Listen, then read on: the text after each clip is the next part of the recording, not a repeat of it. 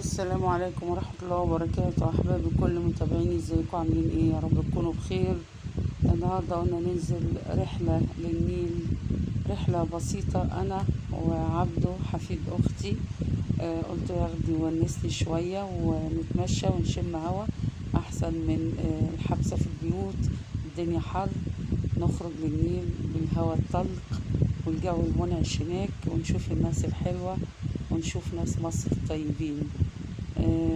أتمنى أن انتوا تستمتعوا معايا بالرحلة النيلية الجميلة دي، ويا رب أكون عند حسن ظنكم وتستمتعوا معايا بكل فلوج بقدمه ليكم.